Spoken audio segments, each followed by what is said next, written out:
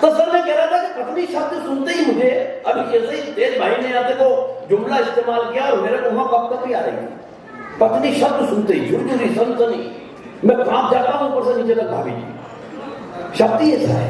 मुझे फिर 27 बरस पहले का वो दृश्य याद आता है जब 7 फेरों के वक्त पंडित जी ने कहा बेटा ये सिंदूर की डिब्बी लो, इसे खोलो और इसकी मांग भरो। आज जब वो दृश्य कल्पना में आता साहब तो ऐसा लगता है कि वो मांग नहीं थी, वो दरअसल नक्सलियों की एक सुरंग थी।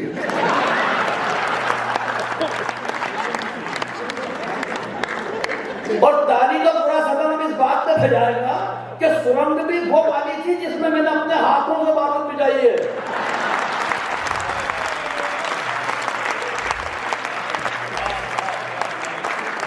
आज उसकी मांग के धमाके रोजाना कोई ना कोई नई मांग बन के मेरे कानों में गूंजते हैं साहब। और मैं अपने इन बालों को इतना खो चुका हूं कि इसमें मांग नहीं निकल पा रही है। ये हालत हो गई है। संस्कारों की कविता पढ़ रहा था मेरा भाई, संस्कार इस देश के बाकी बहुत बेकार हो चुके हैं, सच बता रहा हूं। मोदी जी की उपस्थिति है, विशेष प्रणाम करता हूं।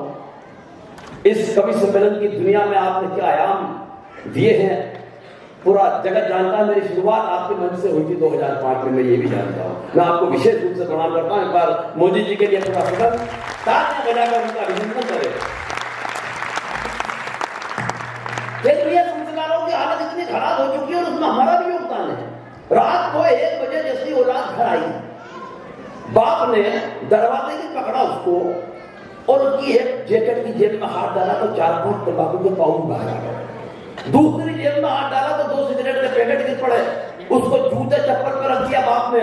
तीसरी जेब में हाथ डाला तो 4-5 लड़कियों के फोटो गिर पड़े। अब बाप आगे से बाहर हो गया, उसने जो कार्यक्रम शुरू किया और वो एक ही बात मेरी औलाद कि मेरा बाप मेरी बात सुनो, मेरा बाप मेरी बात सुनो। बाप सुनने तैयार नहीं। आधे घंटे बाद बाप ने कहा बता कब से चल रहा है ये सब। औलाद बोली मेरा बाप मेरी बात सुनो, मेरी जैकेट ड्राई क्लीन में गई है या आपकी है?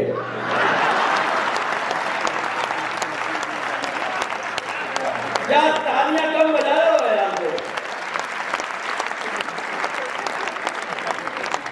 क्या करेंगे? संस्कार कहां से लाएंगे ढूंढ के हम? यार कैसे पा रहे हैं?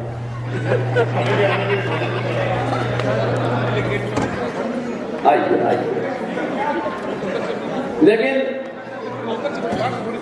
इस हदी का मतलब आप बता दें बिल्कुल नहीं।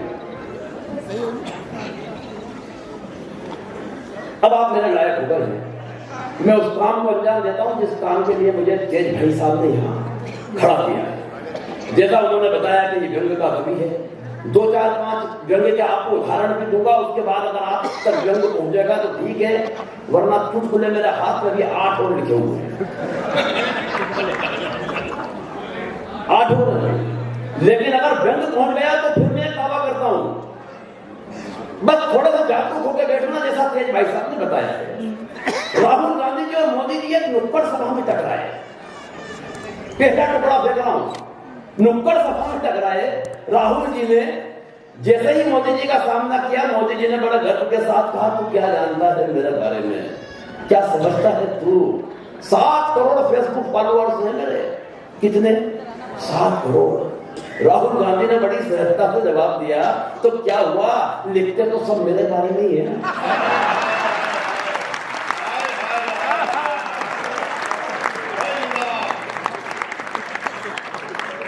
जंग के लिए तालियां थोड़ी कम है, टुकड़ों पे ज्यादा बज रही है, ये ध्यान रखना पड़ेगा। मैं फिर कह रहा हूं कि कविता कविता ही होती है, इसलिए व्यंग में ताली उतनी बजना चाहिए जितनी चाहिए मुझे। और थोड़ा हल्का करके बताता हूं, हालांकि देश के अंदर जितने लोग हैं हर आदमी के अंदर एक व्यंगकार पहले से ही बैठा हुआ है। हर आदमी के अंदर एक 90 साल के बुजुर्ग को फोन आया, बेटा बच्चे यार अभी आए हैं सब, क्यों कर रहा है तू? तेरी दुकान चला ले या मैं मेरी चला रख दे। यही लेने की जिसको चाहिएगी, बात सही हो जाएगी तो कुछ भी हाथ नहीं आएगा। तो रख दे, ले देंगे लोग। ये तो अभी खा पी के बाहर आए बेटा। एक बार तालियां बजा के थोड़ा माहौल बनाया। व्यंग का दूसरा उदाहरण दे रहा हूं। 90 साल के बुजुर्ग को फोन आया कि हमारी फला कंपनी के शेयर खरीद लो, 3 महीने में पकते ही पैसे दोगुने हो जाएंगे। वो बुजुर्ग बोले, बेटा मैं उम्र के उस पड़ाव पर हूं कि केले तक कच्चे नहीं खरीदता।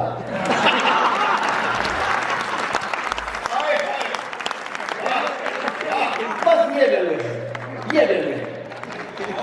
और तारीफ करके बताऊंगा, एक हमारे बड़े व्यंग्यकार हुए हरिशंकर जी परसाई, और ये देखो आखिरी कोशिश है मेरी, इसके बाद के अगर आप नहीं समझे तो फिर दुनिया की कोई ताकत नहीं समझा पाएगी। उन्होंने कहा कि एक पेड़ पर उल्लू बहुत बैठते थे, पेड़ रात दिन परेशान उल्लुओं के कारण। एक दिन पेड़ कट गया तो पेड़ बहुत खुश हुआ कि चलो उल्लुओं से छुटकारा मिला। बाद में उस कटे हुए पेड़ की संसद भवन की कुर्सियां बना दी गई।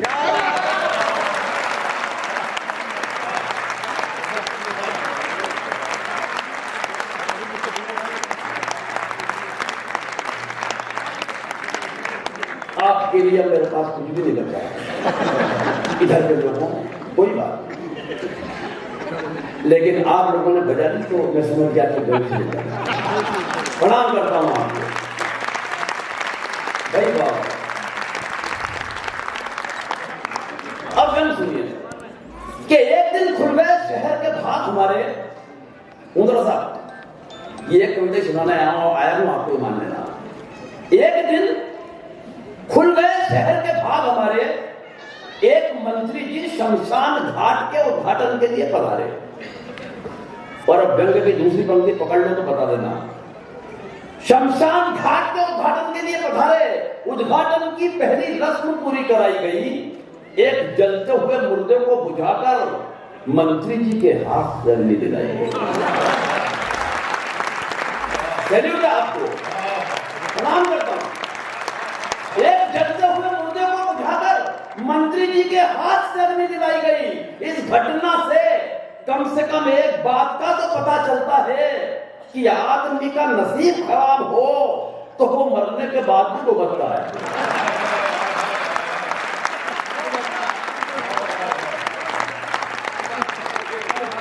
आदमी का नसीब खराब हो तो वो मरने के बाद भी भुगतता है। पंडित जी ने कहा, श्रीमान कृपया क्या इस दिशा में आकर अग्नि दिखाएंगे? और व्यंग की अग्नि पंक्ति पे ये नहीं कहूंगा साहब के ताली बजाना, एक दावा करता हूं कि रोक के बताना, एक हाथ से पकड़ लेना, दूसरे हाथ को गिरना बजे। लेकिन अगर दूसरा हाथ पहले हाथ से हाथ छुड़ा ले तो इस कवि सम्मेलन में जितनी तालियां बजे, इस कवि सम्मेलन का सम्मान कर लेना ऊपर के लोगों आप भी। पंडित जी ने कहा, श्रीमान कृपया क्या इस दिशा में आकर अग्नि दिखाएंगे? मंत्री जी भन्ना कर बोले, आप कहां और कैसे लगानी है मुझे क्या आप समझाएंगे?